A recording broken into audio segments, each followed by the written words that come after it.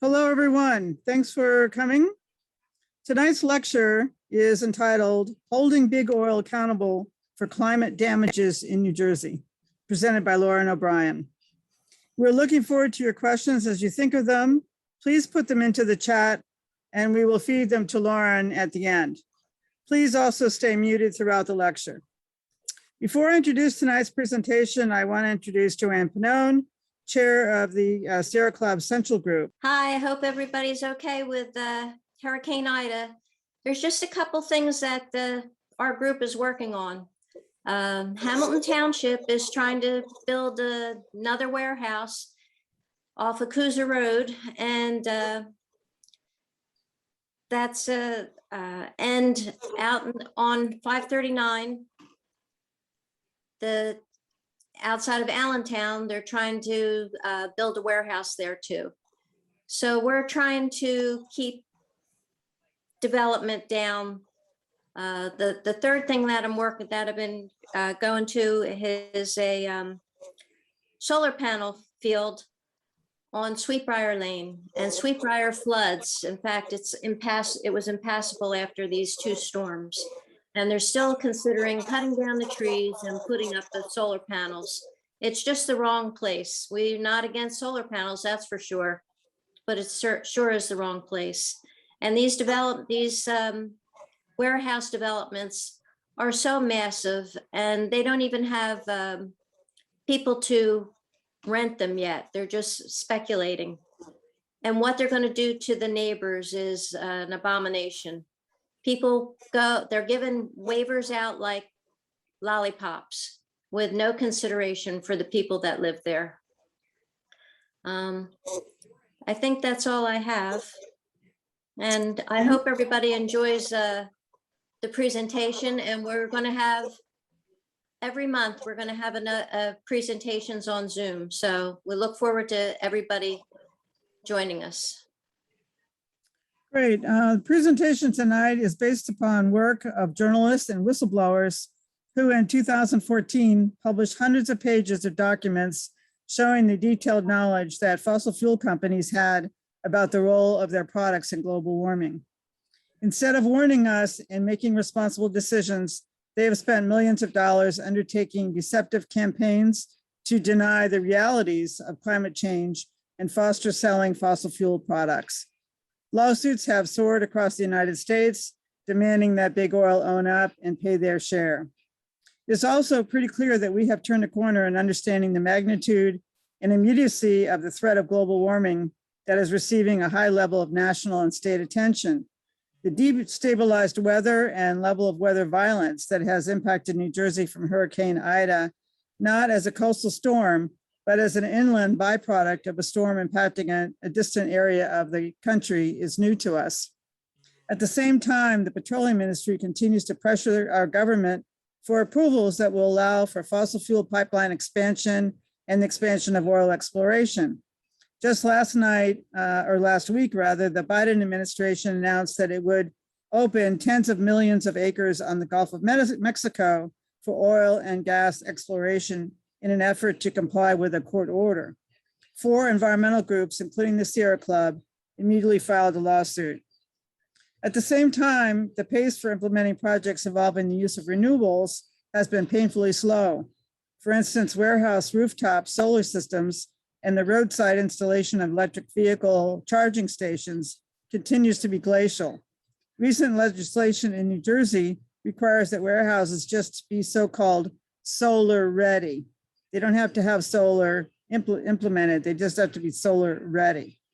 Our speakers tonight, or our speaker, is Lauren O'Brien, the New Jersey director for the Pay Up Climate Polluters campaign, which is collaborating with over 80 nonprofits. Previously, let me lower my thing here.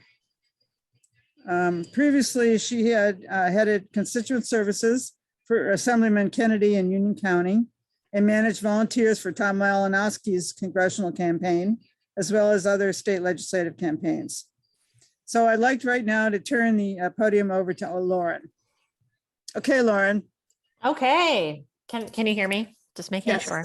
Great. And can you see my screen? Yes. Fantastic. Hey, everybody. I'm so happy to be here with Sierra Club. It feels like home because you're always so kind to me and to the campaign. Want to pay my respects to your former New Jersey Director, Jeff Tittle, who's also been very vocal on this issue and so many. Also, I haven't had a chance to talk to him, but I understand he couldn't get back into his house in Lambertville because of the floods. And I have been following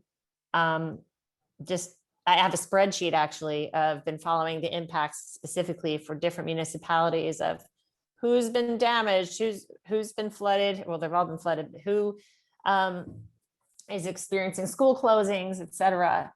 But this is an emotional issue. This is a family issue. This is a friends and neighbors issue.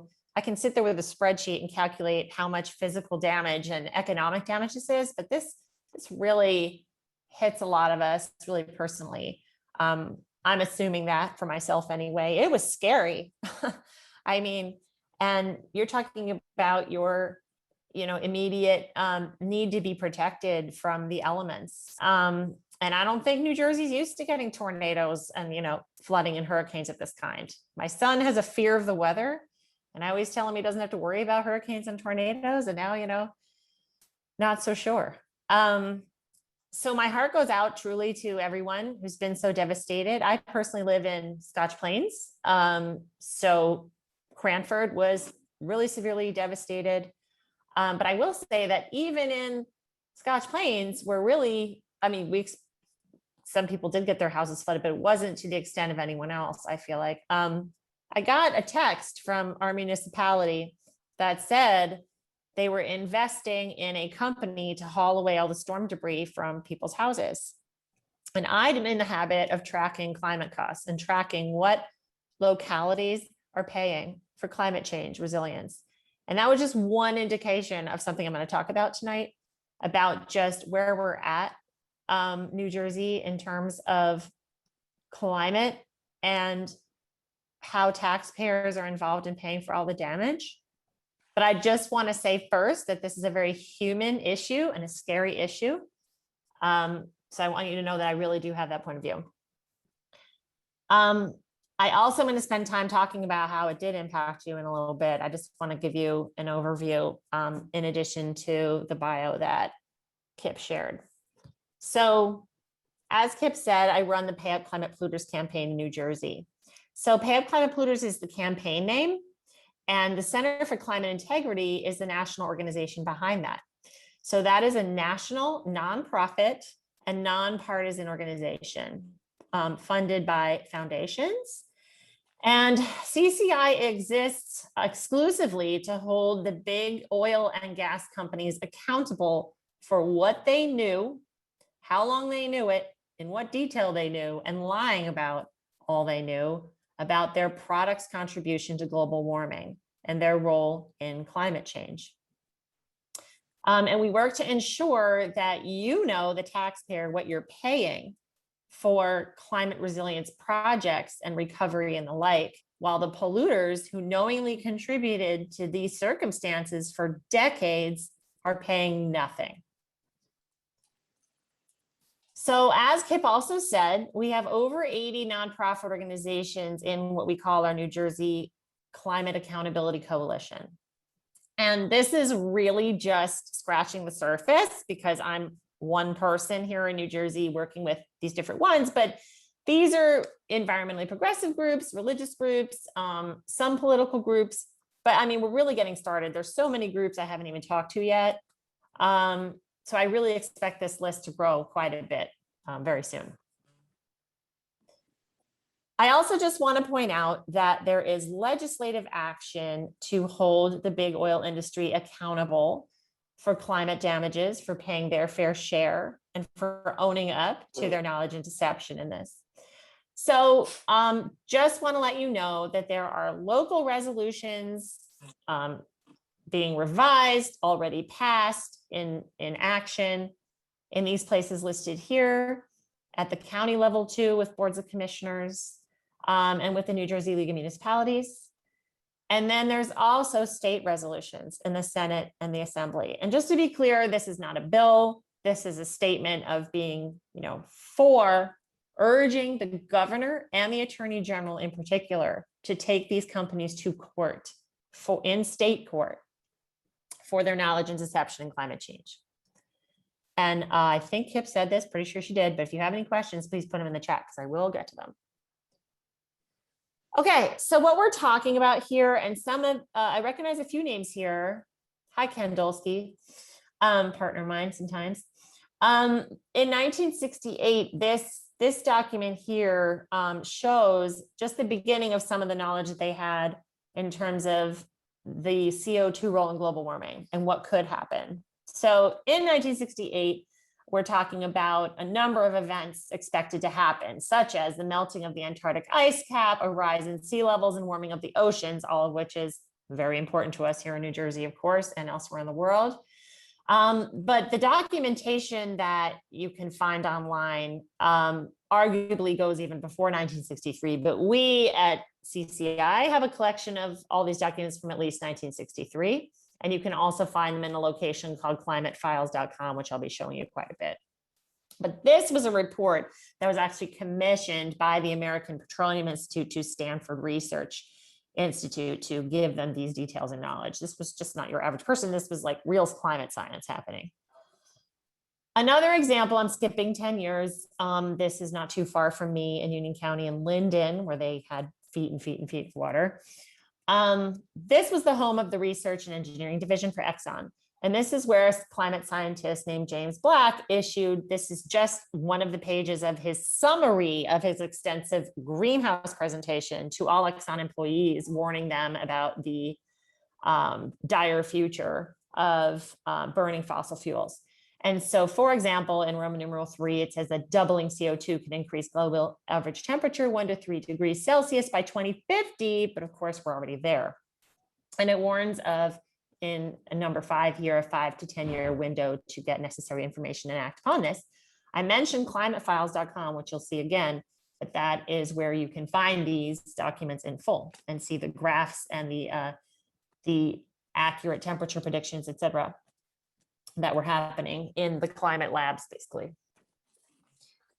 Okay, so I'm jumping around because there's quite a bit of documentation to show you, but this here, what's really important is in 1988, okay, so this is arguably 25 years after they started, really researching climate science. They decided, because it was so popular to talk about CO2 and global warming, and this was being said by presidents and officials in the world, that we need to pay attention to the role of fossil fuels in global warming. The industry needed to decide what they were going to do about it, and Exxon took leadership of the American Petroleum Institute in 1988, and what they did was they pivoted to deception. So there was a real clear turning point here where they shaped their new public position to start denying their own science, debunk their own climate models, and emphasize uncertainty and skepticism, basically as selling strategies to continue making a profit. So this is known as the Victory Memo, an inner memo from the Global Science Communications team by the industry, in reaction to the 1997 Kyoto Protocol of the United Nations, which asked us to reduce global gas emissions around the world. So this declared that victory would be achieved when bullet point 5 says those promoting that idea in the Kyoto Treaty appear to be out of touch with reality, and that we need climate change to become a non-issue. So that's exactly what happened by pumping millions of dollars into misinformation campaigns. And they did that really well to make climate science deniable.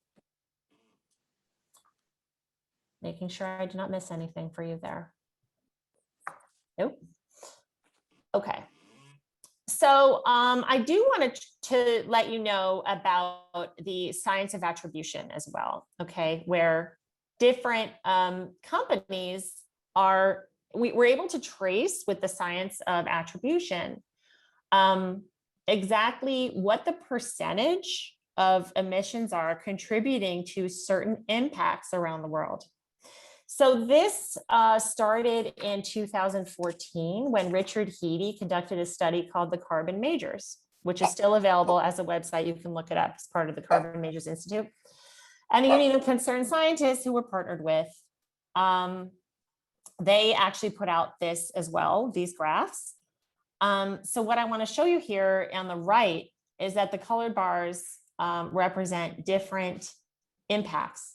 So we're saying here on the right side that Chevron is responsible for 2% of the world's ocean acidification. You, Exxon, in the green bar here, are responsible for a little less than 2% of global temperature rise. And you, BP, are responsible for somewhere like 1.25% of sea level rise by tracing emissions. We did have a webinar on this with Dr. Rachel Licker on July 20th that is recorded. So it really breaks into what attribution science is. And I'm happy to share that with any of you if you request that to me, and I'll provide my email at the end. On the left, I just also want you to note that most of the emissions were emitted throughout the Industrial Revolution, since the Industrial Revolution, Most emissions were emitted after 1965. There was a big peak. And what's important about that year is that I told you that the collection of documents showing what they knew was just about then. So they're pumping out those emissions after they knew they had that science. We're also talking about impacts here. The DEP released a report last summer in June of the science of what exactly is happening in New Jersey. So the governor mandated that on the 7th anniversary of Hurricane Sandy, which was October 2019, he mandated that this report come out. And it took a little while to, but it's impossible to capture all the impacts throughout the state. But some important things to really note is, and we know this now for sure, annual precipitation is a big concern, the increase in that. We are twice the global temperature, just in general, our global average is twice, sorry, I'm pointing the wrong thing, down here on the bottom left. Our temperature is very high, and also our sea level rise is twice the global average. There's different reasons for this. I mean, we have a lot of urban islands, we're very dense. There were, glaciers have cut dips in our land, which creates some dips in our, which again help, with the flooding with Ida. But we have a real issue with our temperature here, reflecting in all these impacts that you see on the right, and then what we experience with Ida. There is a climatefiles.com site, which I'll show you. I'm going to insert some of these in the chat in a minute, that show the exact pages in the documentation of what they knew in particular about hurricanes. And not only that, but this was a report from, or is it? Yeah, it's a report from Shell from 1998, sorry. Also in response to the Kyoto Protocol in 1997, trying to basically fight the idea of reducing global gas emissions.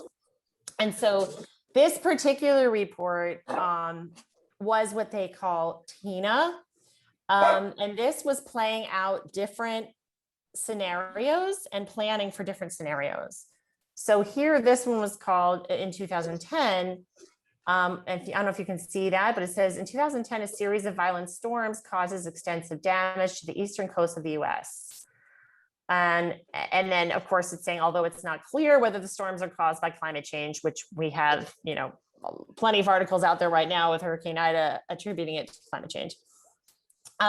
People are not willing to take further chances. The insurance industry refuses to accept liability, setting off a fierce debate over who is liable, the insurance industry or the government. After all, two successive, that's International Panel on Climate Change reports since 1995 have reinforced the human connection to climate change. They actually are predicting this as a scenario back in 1998. And then it's even predicting lawsuits. So up here, following the storms, a coalition of environmental NGOs bringing a class action suit against the US government fossil fuel companies. So just read that right there. They actually played with these different scenarios to figure out how they would take action against these scenarios. This I took straight out of patch.com from Princeton. And I just wanted to have a second. I know some of you were talking about this before you got on or before this officially started. If you could use the chat to just put in some of the damages that you know about your area, or what's happened close to you. I just wanted to get a little bit of a sense of what is happening. I did see the list of the different towns. And I've seen some mayors speaking, in the media, but it would be helpful for us to see that for a minute of what, we're actually going through. For example, my niece and nephew can't go to school on their first day of school tomorrow because the schools are closed. And there's some schools that aren't opening at all this year because of the flooding. My brother-in-law had to actually rescue someone on a paddleboard out in the golf course next to him, saved a 14-year-old from drowning on the golf course where there is a little creek and it overflowed. Those are just some examples that I know about in my immediate vicinity. And certainly I'm looking at the different images and videos, but in Mercer County in particular, I'd like to hear if you could share what you're worried about. What are some of the vulnerabilities? And I'm asking this too, as you're putting that in there, I'm asking that because some of you may or may not be aware there's a state mandate now. It's called, I'm going to put it in here, S2607 was the bill that became law for municipalities to put climate resilience into their master planning. Of course, this is a lot easier said than done. But the beginning of that is to recognize the vulnerabilities in your municipalities. And so there is a program with the DEP, for example, called Resilient New Jersey, where they are helping communities like Jersey City and Newark, certain hubs, do that. They also got $200,000 each hub to do that, to help them with their climate resilience planning. And what we're hearing about right now in the news is asking for FEMA, asking for recovery money, right? And you have some officials that are also talking about supporting the $3.5 trillion infrastructure plan for climate resilience. But they come from different places, right? And not everybody can get the FEMA money. And I know that as of today, tell me if I'm wrong, don't know, Mercer County was not on the FEMA list, and the governor's trying to fight for that. Has that changed yet as of today? Do we know? I think he's asking for Morris County, but I don't think he's pushing Mercer as hard. Okay, maybe not as hard, but I saw that it's included in his ask, but it hasn't been declared, right? So, Right. So there, it shows just the wide picture of where different municipalities and counties are at in terms of just receiving the funding for recovery, but also receiving funding to help them plan ahead. And there is a toolkit that was issued by DEP and able to do that. But our question right now is, well, how are municipalities equipped with that expertise or with that ability to do that kind of planning? And not all of them are. I'm going to hopefully keep some of this too, to just kind of look at these impacts. So someone here is from Bayonne. That's where I was born. Bayonne got hit really hard. Yep, the flooding on the streets. Businesses for sure have been really affected, and homes. There's actually someone around the corner from me who was away, got 4 feet of water, and can't live on the entire lower level of her house with a 4-month-old baby. Jamesburg is in Mercer County, right? No. Oh, it's not. Where's that? It's in Middlesex. Middlesex. Okay. Trenton, I saw also that Trenton got hit, and Princeton, but these were ones that were, and Lawrenceville, the highways over there. Just getting kind of a general idea, but the truth is, I mean, it hit everyone this time. Usually you think about climate change as flooding on the coastal areas, but this was the riverine communities. So thanks for sharing that with me. I just wanted to make sure that we're aware of all the damage, and it's coming now. People are talking about climate costs, as we call them.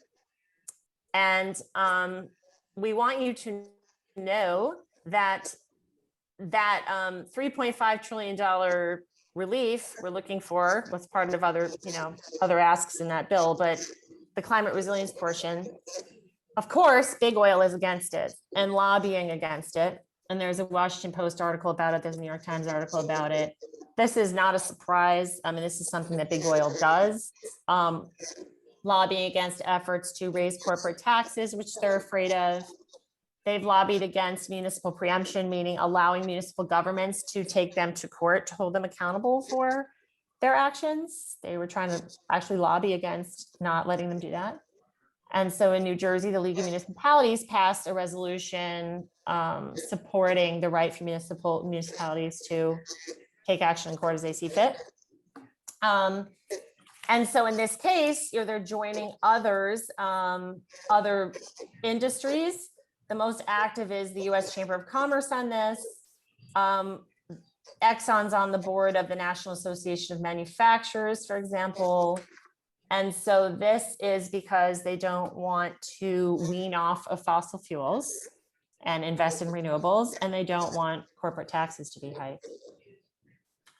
So what we're saying now is that, while we here are fighting for desperately needed funding for not only recovery from FEMA, it's important that we understand that the oil industry is one of the biggest obstacles for climate resilience and for that forward action. So the Washington Post has reported this here, and this would help us in New Jersey become a lot more resilient. I know, for example, Congressman Malinowski, Congresswoman Cheryl are behind this bill. There's focus groups around that here to get the support in New Jersey for that, and to transition away from fossil fuels. So this is part of the campaign now for us to pay polluters, is to have not only taxpayers understand that they're not paying for any of the damages, but they also want to move away from protecting you at all. I mentioned this before and that before. Okay, so speaking of which, before IDA even happened, these are just examples of some of the costs that we deal with. At CCI, we have research teams. So there's actually a couple of studies that came out. One is on the cost of seawalls throughout the country and in New Jersey, and there's particular cities that you can look at, locations, municipalities, counties, to see exactly what seawalls would cost. And also a cost on air conditioning schools, a cost study throughout the country. And New Jersey is number 3 for costs for air conditioning. This could become a real issue as we get warmer. That's my contact information, which I'll put in here. Lauren, I think one of the concerns is whether we're holding our elected officials responsible for what's going on. They're obviously under pressure from lobbyists. Are we doing our part to push the other way? And so are you talking about for climate resilience or for holding polluters accountable? I think we're talking about virtually everything, but I think we're talking about the use of fossil fuels and the current infrastructure bill, and in general, holding our elected officials accountable and not just blaming the oil industry, because they're enabling the oil industry to get away with this, our elected officials. So we've got to push back with them. Mm-hmm. Well, what can I tell you from the campaign is number one, I mean, certainly you can have elected officials that are promoting the oil agenda, and then you can have those that are against it. And what we're doing in New Jersey is a lot of work with elected officials to sign on to holding polluters accountable. So I'm going to go with that first, which is that we do approach local, county, and state elected officials with co-sponsoring resolutions, passing resolutions, because that's, a concrete way of getting the support with the details of how it's impacting their government, or they can list climate costs, they can list damages, a testament of why they're holding polluters accountable, and that they urge the governor to file suit. But we also have a coalition called the Leaders for Climate Accountability across the country. I'm just going to put this in the chat here. L4CA.org. There's, I think, about 90 of them now, all the way from Hawaii to us, New Jersey. And that's an initiative that's really taking off. So across the country, you know, they're banding together to really make sure people understand that big oil does have an agenda, or always has, to sell their products, you know, over the safety of us and over climate resilience and over the good of people, basically.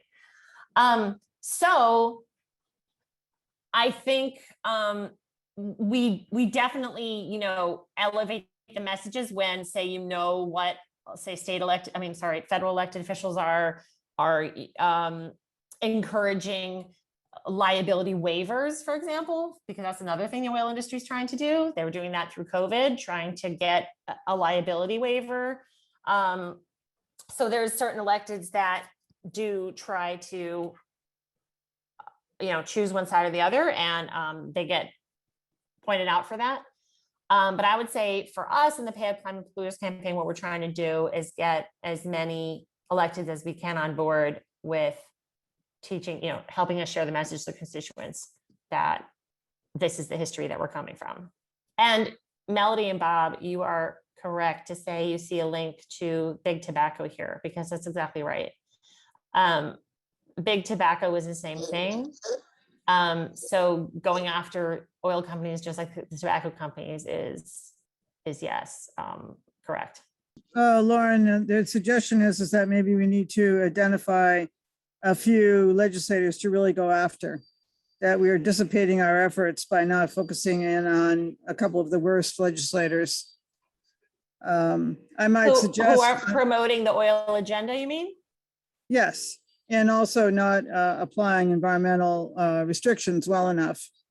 For instance, I think that solar ready is bizarre. There's no point in requiring a building be solar ready. It does mean that you have a reinforced roof to hold the solar panels, but other than that, it accomplishes nothing. And yet we let that go by. And I think Senator Smith proposed that. So maybe we need to be more focused on bringing these things to the attention of the legislature.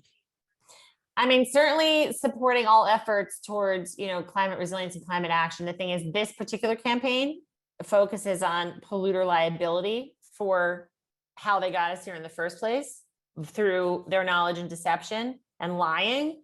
So we're holding them accountable for that. In terms of the extent of this campaign being to solve the climate crisis, that's not what we do. There are 26 communities across the United States that have filed suit against the industry. So then this is since about 2014. So they've changed the chart on me. It looks different than it did before. But basically, we have 20 local and county governments and 5 states, including Connecticut, Delaware. We also have the Washington, D.C. that have filed suit for different claims. So here, it tells you the kinds of claims. They range from consumer protection to nuisance to failure to warn and product liability and claims like that. And then there's a link, there's a column rather for the procedural status. So all this is to say that basically, whether you're a municipality or you're a county or you're a region, because in the case of Boulder, Colorado, there was a municipality and a county that partnered in a lawsuit. And there's sometimes a couple of municipalities, say in California, that partner together as well, where they are requesting that that these cases proceed in state court instead of federal court, because it then escapes the jurisdiction of the Clean Air Act and it's able to proceed. So the victory right now is being able to stay in state court and have those cases proceed. And the closest we are to that is in Massachusetts right now. So I just wanted to put that all out there, that is the line of work that we do, is encouraging lawsuits, upholding them, giving them the research they need to take these companies to court.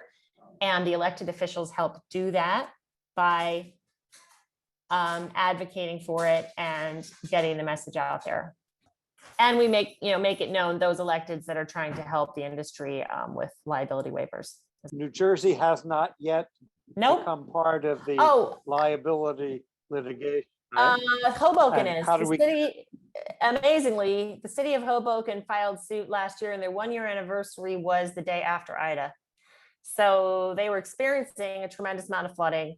The mayor came out with a statement on not only the flooding they're pursuing, but also how they are, basically extra glad they filed that lawsuit.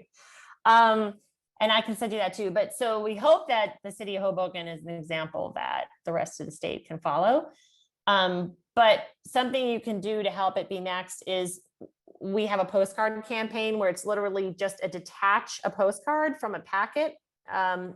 It doesn't come out, you can't see it very well when I hold it up, so I didn't bother.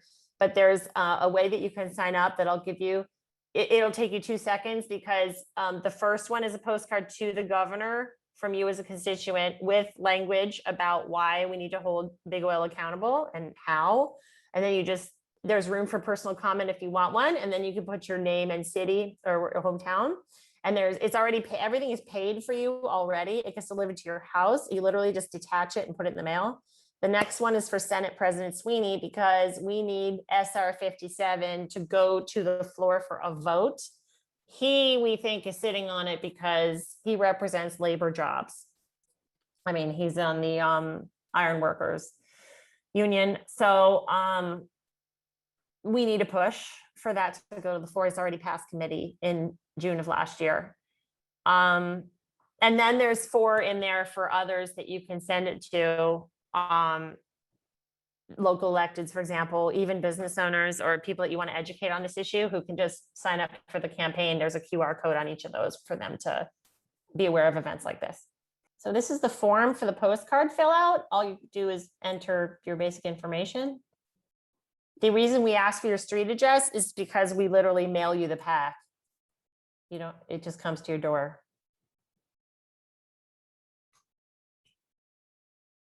It's 1 pack. So it means 1 pack is 6 cards. So it asks how many postcard kits do you want? If you want one for yourself and one for your spouse, or one for a friend or a neighbor that they want to fill out that same pack of cards. That's what that means. Right, Pat, I get that question a lot. Does the Exxon case connect to this, the contamination? No, because those were contamination and pollution cases. This is about their role in climate change. So Ruth asked the same thing. So the AG, Graywall is gone now. So now we have an interim, Andrew Bruck.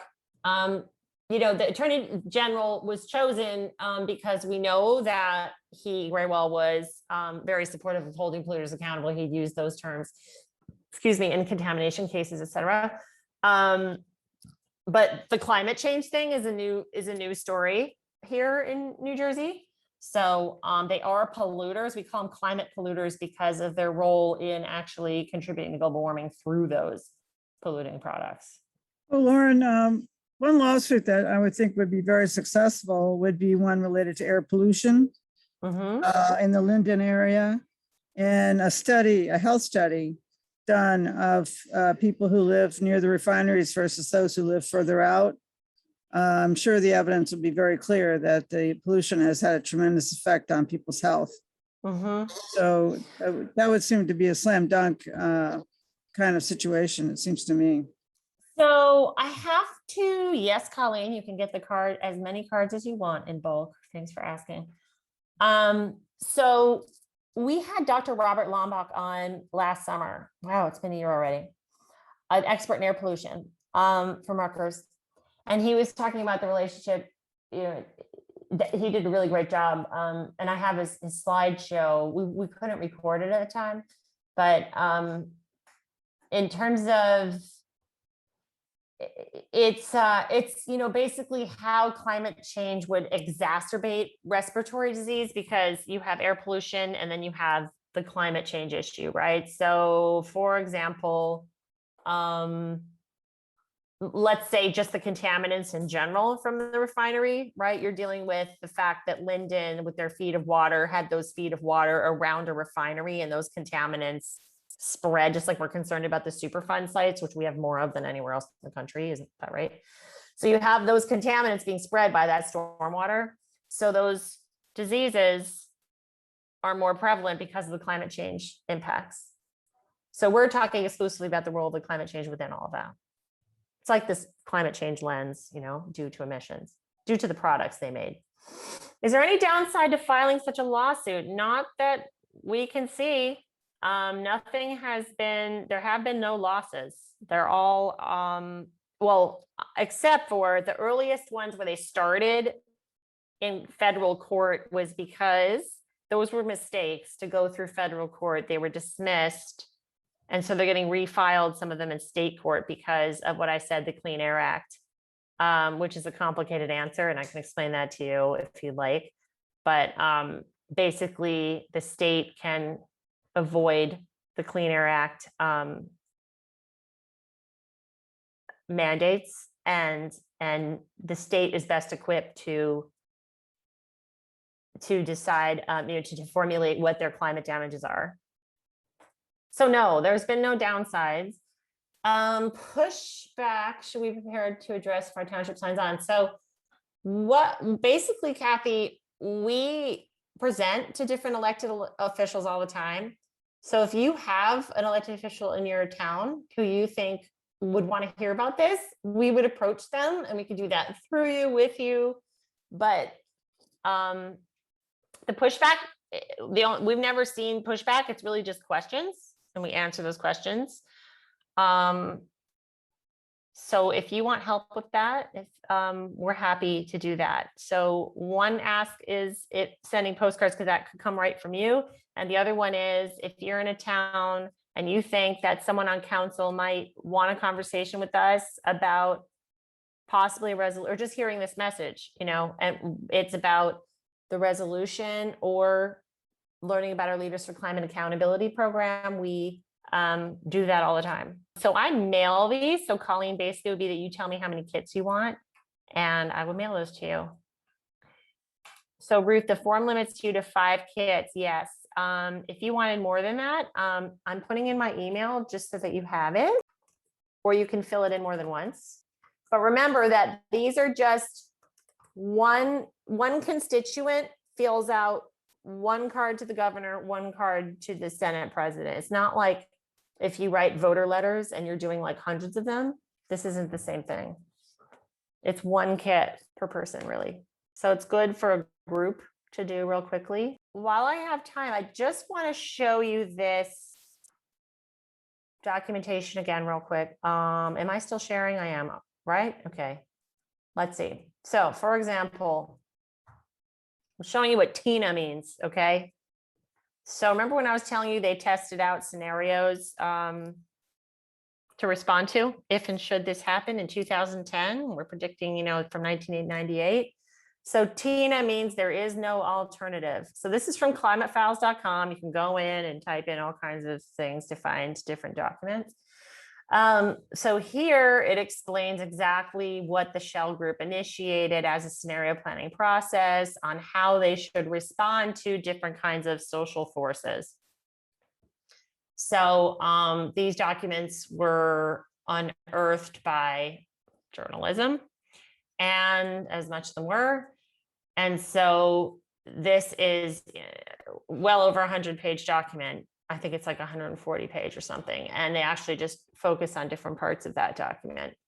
So I had put in the slide some of those pieces playing with, what they know.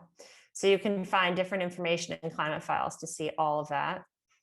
I also just want to make sure you knew that the opposition to the bill is kind of, it's the funding to climate resilience, especially here in New Jersey for infrastructure. This came out on August 31st before Ida, but it's showing what the opposition has been. You can listen to it in 10 minutes, which is always helpful. And finally, I also want to make sure you knew that this is our website in general, Pay Up Climate Polluters. And I just want to show you in the menu here, we have a New Jersey page. So we have various resolutions listed here. So you kind of pick which one you want to look at. But let's say the latest that passed is Maplewood, New Jersey, which is exactly where my brother-in-law paddleboarded to save that girl, where they thought they had no flooding issues at the time, by the way, and then they did. So can you see this resolution? So this is an example of a local resolution. So this gets presented to council. Yeah, and usually when when it gets there, every time it's gotten to council, it's passed. So that's an example. And one of my concerns is with methane, Oh, because yes. we are still flaring methane. And that seems like such an obvious thing that we have to stop doing. Yeah. And we don't seem to have much traction and much focus on getting that Mhm. done. Agreed. That is something I was going to say as part of the bigger climate problem. I'm aware of that, but as of present, this campaign does not address that yet. From what I know, I don't believe it does. But hopefully we'll get there. This is the state resolution in the Senate. Sponsored by the majority leader. And so this is what we're trying to push through to the floor. Again, it's all the same up here, urging the governor, attorney general to pursue legal action against fossil companies for damages. But on that note, Kip, it's not the first time I've heard it, and I can, see what maybe, just where action like that is being taken. Well, I mean, it seems easier if we stop the production of methane right now to go back and we can sue them later for all the methane that they put out there. But we haven't pulled ourselves together sufficiently to stop them from flaring it now. And I think part of it is the documentation that's been uncovered. A lot of it is, specific to the carbon dioxide, and I don't know, but I'll find out for you. Yeah, many people in the state don't even know that we are in a non-attainment area for ozone, and that basically our air is very bad, and it leads to respiratory disease and premature death. And yet most people don't seem to be aware of it. They're just sort of living with it, I suppose. Yeah. But these are basic efforts that really should be focused on, it seems to me. Yeah, no, I agree with you. I totally agree with you. Okay, well, if we don't have any other questions that are burning right now, I think the problem is that it almost seems like an impossible task. And so the only way to move forward is to break it into smaller tasks and take one thing at a time. And we need more legislation in the hopper that's focused. And we could use some legal assistance, both in terms of lawsuits for actions of the past, but also helping us with good legislation, because some of this legislation is not getting the job done. And we also need enforcement, DEP enforcement. So we know that, since Mr. Murphy has gone into his position as governor, that we've lost budget to DEP. And of course, Mr. Christie before him did the same thing of cutting budget at DEP. So we've been ratcheting down the number of employees that are available to work on all these things. And, it's one thing Mr. Christie doing, and it's another thing that Mr. Murphy also has cut back on the budget, and we need that budget to be pushed back up again. And it's very difficult for the members who are left, the staff members, because they see a slide in the wrong direction. It's psychologically very difficult for them. So, all right. Well, thank you very much, Lauren, and feel free, everyone, to contact her. And Lauren, feel free to let us know if there's some things in the works that we can help with. And the River Keepers also has been doing some litigation, and there's little bits of litigation here and there and everywhere. But we really don't have the full power that we need to get this done. And I want everybody to remember 9/11. That's okay. I want everybody to remember 9/11 and what we've just gone through this year with leaving Afghanistan and all our veterans. It's been tough. and hope we support Joe Biden with his new plan. $3 trillion probably isn't enough. So Right. wish everybody good night. Real All expensive. right, thanks a lot. I just also want to say that I'll email you, Kip, with the notes from tonight, you know, everything, the resources I shared and how to do the postcard. I'll put it all in one place so everybody can have that. Okay. All right. Thanks a lot, everybody. Thank you. Thanks for all the Good work you do, night. Sierra Club. Good Bye-bye. night.